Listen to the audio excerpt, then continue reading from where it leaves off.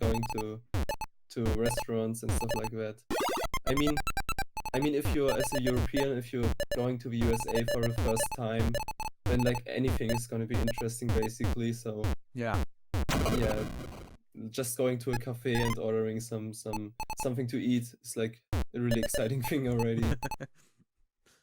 How bad was the jet lag? It was actually pretty fine. Also because luckily for me, it's like traveling from here to the USA is not that bad. It's worse in the other direction. So going there, jet lag pretty much wasn't much of an issue. I just went to sleep later than usual. Or, I don't know. Basically, it wasn't big of an issue, to be honest. The issue was more like coming back and then like staying up all night Yeah. and stuff like that. And then Friday always there are some side events. Which side events did you compete in? I played Mind Meld. Is it called the two-player thing? I think it's called Mind Meld. And who was your partner? I was playing with Dan QZ. Did you know you were going to play with him, or was it just you saw him and then do you want to be my partner on Mind Meld? I already contacted him before. I can't remember why. Oh yeah, because I think because of a hotel. Oh no, wait. Let me think. I'm sorry. It was because he also won a qualifier. Yeah. So that's why I contacted him to get like details on how all that works. Yeah. And then we started texting and making a group and stuff like that. And at some point, I was like, "Hey Dan, there's gonna be this Mind Meld thing. Do you want to play with me?" He was like, "Yeah." How did you prepare for that? No, not at all. How did it go? It went really well actually. We got second place. We got beaten by Jonas and Trey, I think. Oh boy, yeah. But then you got beat by the best. Yeah, but other than that, we beat every match.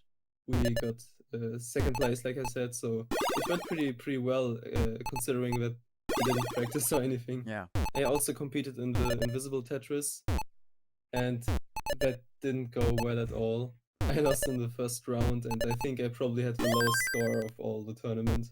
We played against Korea. Yeah, honestly, even if I wouldn't have played against him, I could have played against anyone, I would have lost. I was doing so bad. How hard is it? Extremely hard. I was trying to remember like the first few pieces, but then like after 5 or 6 pieces, I was starting to lose track already. And then at some point, I was just putting the pieces somewhere and hoping that something would burn. But it didn't. Yeah.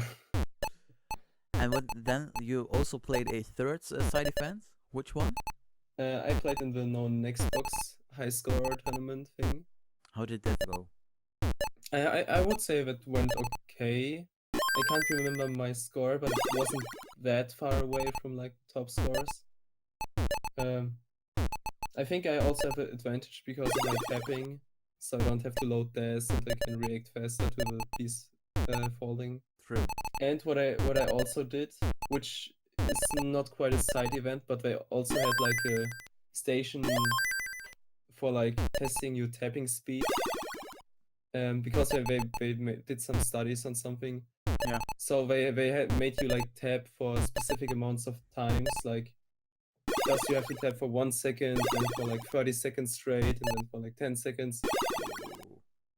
And they told me that I was like, from everyone who competed in this thing, I was the fastest one. What is your tapping speed? I think it's about like consistently about 16 clicks per second. That's a lot. Yeah, sometimes I can get up to like 18. Some people even say I can do 20, but I personally don't believe in that.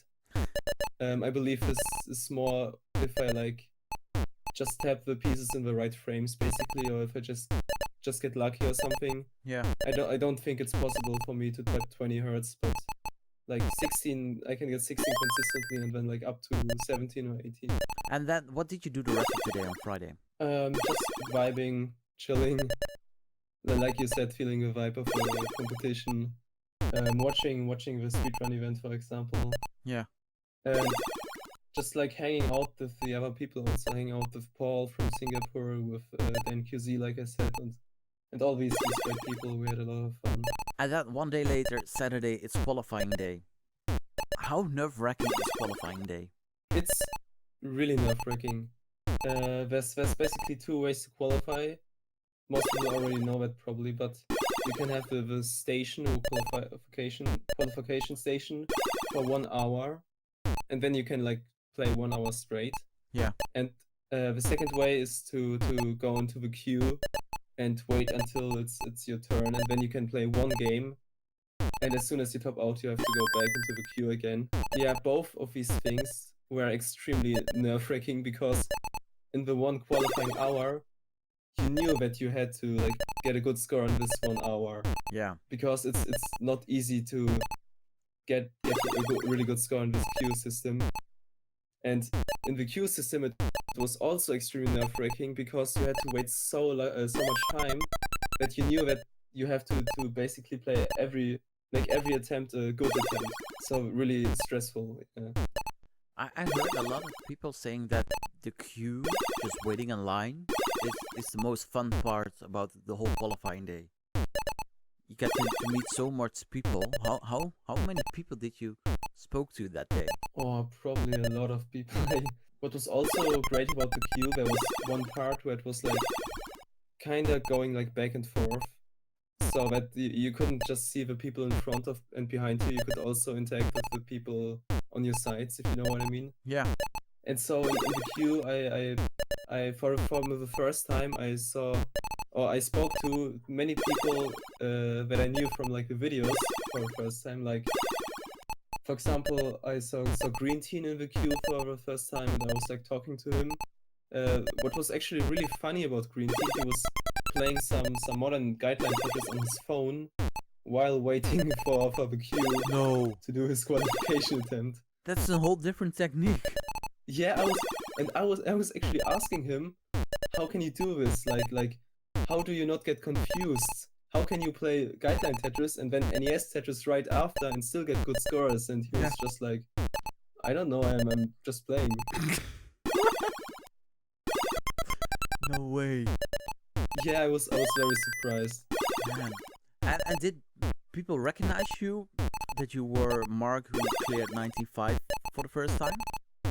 Yes, actually even Joseph recognized me.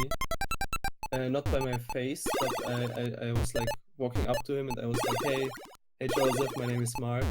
And then he was like, oh yeah, you're the German guy who cleared 19.5, right? And I was feeling really proud in that moment because Joseph is like that world champ. He's like so much above me. Yeah. And he recognized me, like this guy who was watching his videos. He recognized me, and that was a really big moment for me, to be honest. Where did you get your top score in that 1 hour rental station session or in the queue? I think it was in the queue, but I'm not sure. Then you qualified on seed number 21. So you had to play in round 0 match. Right after you qualifying was done, were you mentally prepared for that round 0 matchup? Yes, for that matchup I was also really confident, just because I know it's round 0 and the guy I'm gonna play is gonna be below me, also is gonna have a seat below me. Yeah. Yeah, so I was mentally prepared and I was really confident. You still have to do it, and it's the World Championship. So no nerves when you played the first match. I mean, there was a lot of nerves involved, but these were not because I thought I could lose. Yeah. These were just like because of it being the World Championships, like you said, Let's and go. all the surroundings and everything. PB. So I was really nervous go. because of that, and also like being live Nice streamed to so PB many too. people and Let's stuff like go. that. Yeah. Woo. Did you get texts from Yes. people that they recognized you and they didn't know you were going to the World Championship? No, but after I was home again and I went to school, suddenly everyone from my class knew that I was there and was like congratulating me, and even people from like other classes Yeah.